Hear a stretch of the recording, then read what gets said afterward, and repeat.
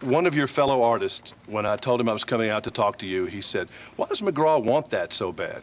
All right, here's the question. Why do you want this Hollywood thing so bad? I don't think I want it so bad. It's just, it's fun, you know, it's a challenge. It's just a choice I made to do this, you know, and have fun with it. And, you know, music's given me an opportunity to be able to do this kind of thing. And I don't have a lot of time, so I can't do a lot of movies. So it's fun to be able to just sit back and pick and choose projects that interest you. But it's your payday right now. This is like working at the mall, isn't it?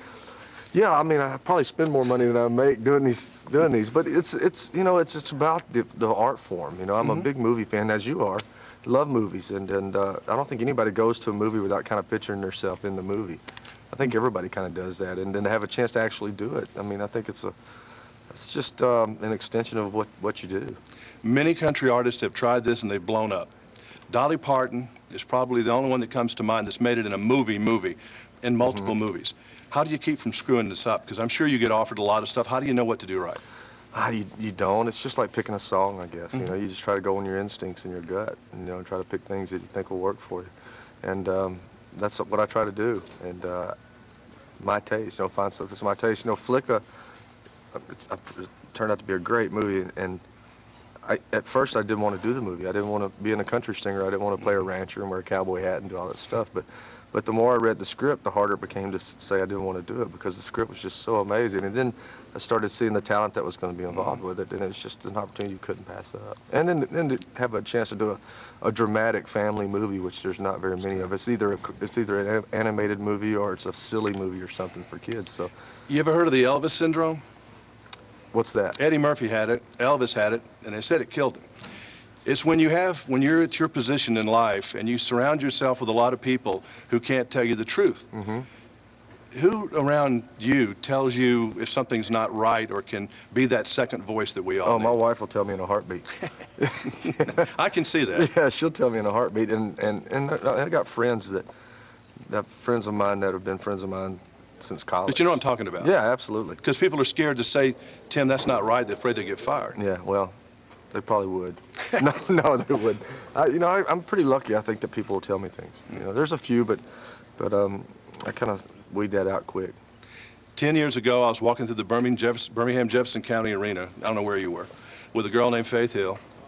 She was just finished a relationship with somebody. And we were talking, and she was the sweetest thing, walking me to get my credential. She could have sent me, she walked me to do that. Do you have any inkling how lucky a man you are to have hooked up with that woman? I do, man. I've said before, I way outpunted my coverage. And I am a very lucky man. Yeah. And what a great mother she has become. She's the best. And she is the oak in our family. I mean, she just holds everything. It allows me to be able to do this kind of, you know, because she's so solid. You know, it allows me to kind of just flit her around, you know. I know what she would say, but you tell me what you would say. I'm the fourth child in my family. Oh, absolutely. Are you the fourth child? I'm probably the first child. I'm the first child in our family, and I'm the only boy child in the family. So she's got. Yeah, that's an issue we both share. I mean, you probably go days without seeing a man. Yeah, I do. I do, which is not entirely a bad thing. No, it's not. Yeah, and plus, you know, when we get old, we'll be well taken care of. Yeah, exactly. I mean, I got pretty daughters. Report card real quick before we go. Your children might be watching this, so give me good report cards. Math. Math for me? A's. Really? Yeah, I did pretty good in school. All right, handwriting. I'm terrible at handwriting. Good. Conduct. A's. Effort. A. Reading. A. You made A's in everything in school? Little Tim McGraw was a good student? Yeah, I was a pretty good student. So these are things we don't know. I didn't really know you were that good a horseman, A. I didn't really know you were that good a student. I don't know why. I thought because of people you hung around with when you first came to Nashville that maybe you weren't the smartest student in the world. Tracy Lawrence, Skinny Well, I learned Chesney. fast. I learned I mean, fast. you know, that was a little rough bunch there, you know? We had some good times. We did. We enjoyed ourselves. But, you know, we were kids. That's what you're supposed to do when you first become a thriving or aspiring country singer, isn't it? I can still remember being at Crook and Chase, and this big guy, Tug McGraw, came up to me and said, and you didn't look like anything I'd remember anyway. He said, that boy over there is going to be a country star. Yeah, right.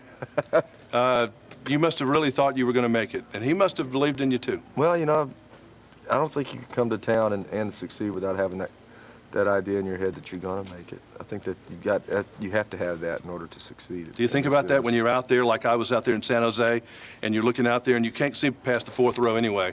But do you ever just, how thankful are you on stage, or are you thinking about that? I don't think about it much, but every now and then, you know, Darren, my guitar player, has been with me for 14, 15, 16, 17 years. 17 years, since '89, since I moved to town, he's been with me, and my bass player also. And playing clubs and traveling in a van and pulling a trailer, and every now and then I'll catch his eye on stage, and we'll both I'll just kind of throw my head, like look at the audience, and he'll look at me and just go, you know, it's just unbelievable. Well, I can remember playing when 20 people would show up at a club sometime. Someday you'll be Kenny Chesney. Excuse me. Someday I'll make it. All right. Don't do that. Don't anyone try that but me, by the way. Don't anyone try that.